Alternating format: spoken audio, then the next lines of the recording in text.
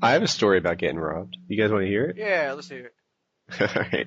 So, it's kind of long. I hope my mic holds up. But here's the deal. I was probably like 16 years old. I'm living in Ocean City, New Jersey. Shout out to everybody. And it started off with my mom. The money was just missing from her purse, and that's all there was to it. Like, she wasn't even sure she got robbed. She thought she had 40, 60 bucks in her purse, and it wasn't there anymore. And whatever, it passes. The next weekend, same thing happens. And then the following weekend, 3 weeks in a row now, same thing happens. So at this point, there's no doubt that, money's being stolen. And my older brother and I, like he came to me and he's like, "Are you stealing this money?" And I'm like, "No, I had that same concern about you. I thought maybe you were the one, taking our mother's money." And we both left the conversation convinced that each other were innocent, that we're not the ones who are robbing our own parents. And probably, they maybe skipped a week and then we got robbed like a fourth or fifth time. And my mom started like moving it around. She used to just keep her purse hung on like a kitchen chair, and she started putting it like in a kitchen cabinet or leaving the money inside a drawer. And none of these things worked. The guy would just sort of search the house and find her cash, and it was gone. And at the time, I used to sleep on the living room couch like almost every night. And whatever, I was a wacky teenager. And I had this like Velcro surfer wallet next to me on the coffee table. And we had probably been robbed, I don't know, 6 or 7 times at this point. And one of them, her purse was like left with its belongings scattered in the backyard. So it's just totally getting robbed on this. And I woke up in the morning and my wallet was emptied and tossed on one of the other couches in the living room. And it was like, wow, that wallet was 18 inches from me. He was above me while I was sleeping, stealing my money, looking at me. Heavy sleeper much? I guess so. So, my reaction from this was to be kind of upset. And my friends and I had a game plan. It's a stupid teenager game plan. We were gonna like tackle him and duct tape him and torture him and stuff like that. Maybe shave thief in his head. But we camped out for him because he came pretty reliably on like Friday and Saturday nights. So we camped out in the house waiting for him to come, and he didn't come. We weren't able to stay quiet. Like, we were quiet for like 5 minutes, and then we just goofed off in the dark all night, and he never came. So one day I was up super late watching ESPN Lumberjack Cutoffs. I'll never forget it, where they put like motorcycle engines on chainsaws. And it's about 3 a.m. and I hear this creaking on the basement steps. And it's just like creak, creak, creak, and I'm like, oh my god, and I'm on edge at this point. And I walk over to the steps quietly, and I see the guy's fingers wrapped around the door, which also squeaked as he, I don't know if he was pulling it back closed or what, but I saw the guy's hand. So I confronted him, and I pulled open the door really fast and started screaming like every curse word I could think of. And he looked at me, his eyes went big, huge, and he fell backwards and rolled down the stairs. And so I gave chase, and I chased him out through the basement, and he ran through the backyard and down the alley. And my screaming woke up my father, and he gave chase too. And he went down the alley, but the guy had a bike stored like 2 or 3 doors over. And there Had a goes bicycle? So Wait, he had a bicycle or a motorcycle?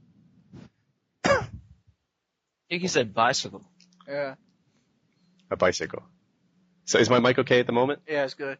Yes. All right, sorry. So he had a bicycle about 2 doors down, and he hopped on that and rode away. So we called the police, and first a couple of detectives came, and then the K-9 squad came, and they were able to follow his trail for like a block or so, but they didn't catch him. They put on an APB. It didn't yield anything. But there were a couple takeaways from this whole thing for me. One, so I was like bad breath distance from this guy, and I couldn't pick him out of a lineup. I didn't stand in the actual lineup like they have on a TV show, but a detective came to me with a bunch of people who sort of fit his description. He was a skinny, light-skinned black guy, and he was short. So they had like 16 people who fit this description and asked me to pick which one. And I looked at it, and I was like, I just couldn't reliably pick out this guy. And it opened my eyes to how bad eyewitness testimony can be, because you couldn't get a much better interaction with him than I did. I mean, we were probably face to face for 5 seconds, and I was only a foot and a half from him. and I still couldn't recognize him because I was just too tensed up and out of my mind. And I was like looking at the detective asking for like guidance, I've like got my finger on a picture and I'm trying to read his face, like, help me out here. I would more than gladly pick the guy that you think it is. But he wasn't playing that game in the slightest. If I couldn't positive ID him, he didn't want anything to do with like a helped positive ID. So that was kind of neat takeaway. And eventually, like, they didn't actually notify that they caught him, but I was reading the paper. And I saw his picture and thought that was probably him. And I saw that he was arrested on something like 50 counts of burglary. And his MO fit, our MO. So I think the guy got caught. And the police kind of knew who he was. As a matter of fact, when we called the police, the night that I confronted him, they actually went to his house first, hoping they'd catch him on the way home, like with our stuff. So I think they eventually caught him, but that was that. But then there's more. The other thing is I had nightmares about it for like 10 years, a seriously long time. And the nightmare was always the same. I was in bed and somebody was like creeping over me, ready to like attack me, which is not what this guy did. He was all about cash, but they were ready to get me. And in the nightmare, I would wake up slowly. So in real life, like if you were next to me, I'd be kind of like struggling, moving a little bit, but not able to get the words out. And you know how like when you're mostly asleep, you can almost control the dream, or like what happens in real life has some influence on what's happening in the dream. That's where this was. So this unable to sort of yell or deal with the problem manifested itself in the dream as being paralyzed with fear. And I would be sweating and whimpering, and it only lasted like 30 seconds or so. And then I would wake up and realize like, I'm here and everything's cool and this and that. But not to compare myself to someone who like had seen military action, but I kind of get what that might be like. Like I've had a taste of it because like on game day, I wasn't scared at all. I confronted the guy. If I had caught him, I'd have taken him down. He was smaller than me, and I'd have put a hurting on him. So on game day, I was at my prime.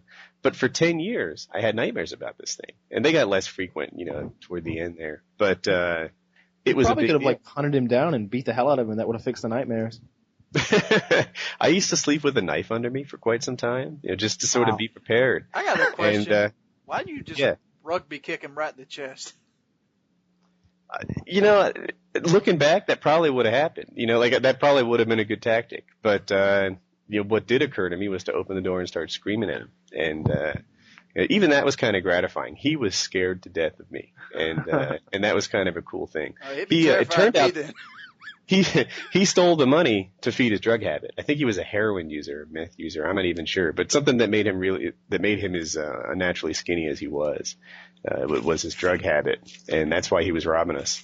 So yeah, my takeaways from that whole thing were I kind of get post-traumatic stress disorder. I get as in like understand it, I grok it, and next time I hear eyewitness testimony like, oh, I saw that guy across the street, I know it's him.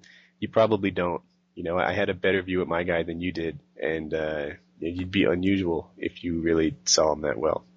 So there's my been robbed story.